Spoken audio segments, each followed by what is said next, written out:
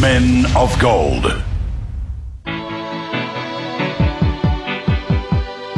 Leinster knew they had a star signing on their hands when Rocky Elsom decided to make the move to Dublin. But nobody could have predicted just how great an impact the Australian would have on the Irish club. With Elsom in their ranks, they won their first ever Heineken Cup title. It's a beautiful day. It wasn't just a final, but it's a first trophy as well. In the aftermath, Irish captain Brian O'Driscoll declared that not only was Elsom the best player he'd ever played with, but the club would not have made their European breakthrough without him. Flashback 8 months to the flanker's arrival at the club, and he had much more modest ambitions than achieving European glory. He was merely trying to adjust to the accents of his new teammates. Before I got there, I thought that generally most Irish people had this sort of accent you see in like the northern accent, like In the Name of the Father, that type of accent.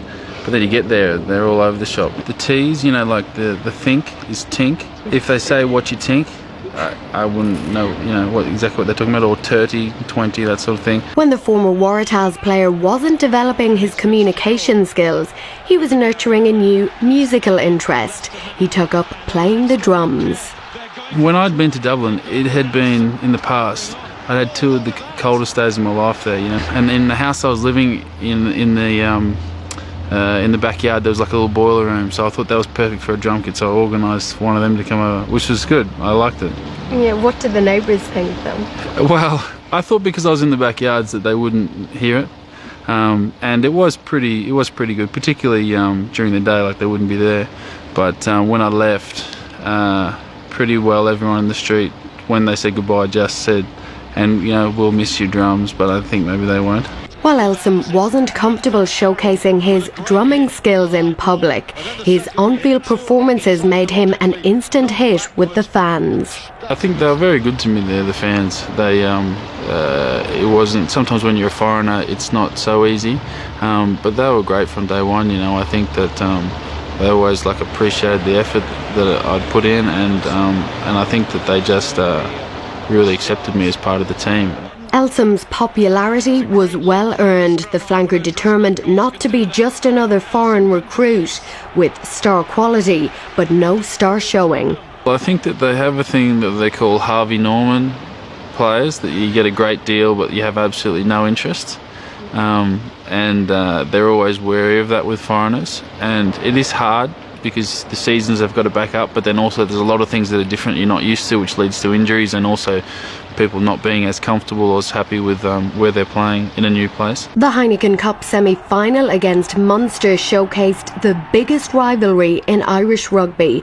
The result will forever be etched in the memories of Leinster fans, a 25-6 drubbing of the two-time European champions. We played really well that day, which was the most satisfying thing, is we didn't just get away with it, we really dominated that match, and it was probably the happiest dressing room I've ever been in. That was probably the happiest crowd I've seen as well that day.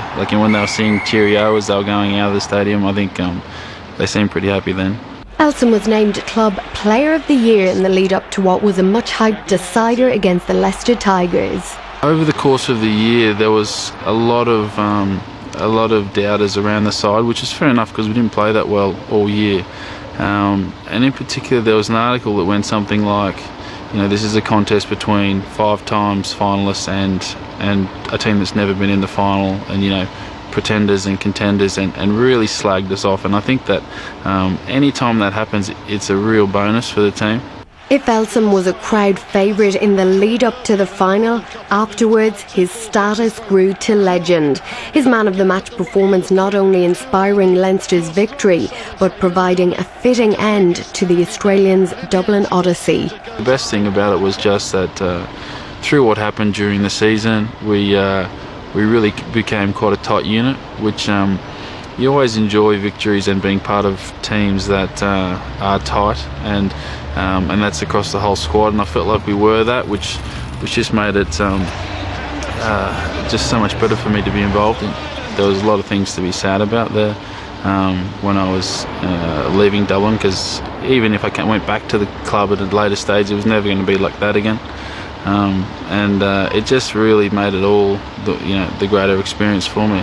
It was I really couldn't have asked for much more out of it. Now back in the Southern Hemisphere, Elsom is hoping for silverware with the Wallabies and his new side, the Brumbies.